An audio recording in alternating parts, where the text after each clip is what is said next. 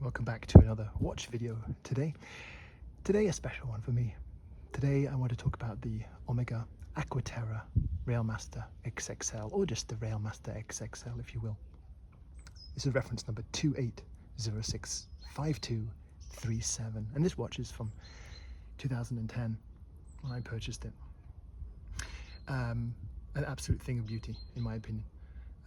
A watch that I walked past the AD many a times, looking at, dreaming about, and in the end I just had to purchase it. Stunning to look at, stunning to feel. Details are all spectacular. Only one little catch: the size, 49.2 millimeters. And if you have a smaller wrist such as I do, that's a big watch. And the result was I wouldn't wear it all that much, which is a shame because it's a thing of beauty, as I said, and it has history and it's very rare. I think Jeremy Clarkson is known for wearing one, and I'm not sure if that's a good or a bad thing, but you don't see many of them around in the wild, and I think that's part of the beauty. It comes on mine one came on a beautiful brown crocodile skin strap, which makes it harder to sell outside of economic areas. So you could sell it within the European Union, but you couldn't ship it to North America due to the regulations on shipping exotic skins, if you will. So that's a bit of a hassle. You couldn't ship it to Asia from Europe, or vice versa, without some difficulty. But as a watch, beautiful. The strong, bold design with a touch of sophistication. I have it on the NATO band. I just found it more wearable, a bit more practical for the different conditions. But yeah, the Railmaster. I mean, the history of a Railmaster, it has a bit of history too, which is cool. The original Railmaster from the mid-50s, I think 1957,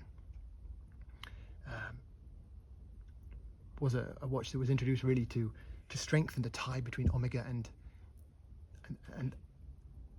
the railroad.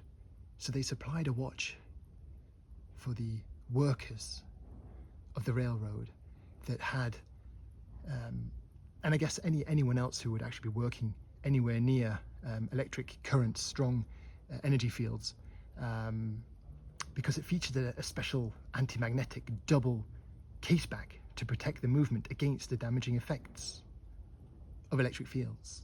So this one doesn't have that. It doesn't need it. You can get a Milgauss if you want that.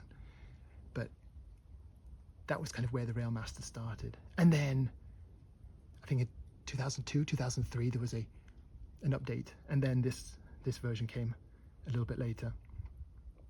But it's not a model that's offered these days. It's rare, it's beautiful. I'll put it on my wrist. I don't know what centimeter wrists I have, but they're small. They're small. If I try and put this on, I'm not going to be able to do that on my own camera. No, I'm not. So let me try and do that off camera for a second. It's big. It's big on me. I normally wear a 41 millimeter Omega Seamaster. That's my daily wear. But this is a 49.2. So it's big. I think the NATO helps it. Makes it a little bit more wearable, as I said. But whenever I did wear it, people would always comment. People would always want to see it. They want to look at it, feel it, experience it, which is not that common for an Omega these days. So yeah, it's a special watch for me.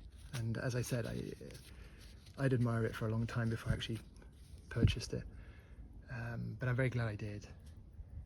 I just wish I could have worn it a bit more than I did. And why the video today? Well, I'm actually going to sell it tomorrow.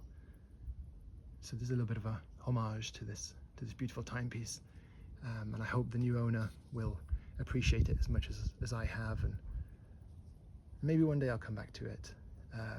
But right now, to be sitting on that kind of money, not using it, this feels like a waste. So yes, 49.2 Omega Railmaster XXL. Thanks for everything, and Godspeed.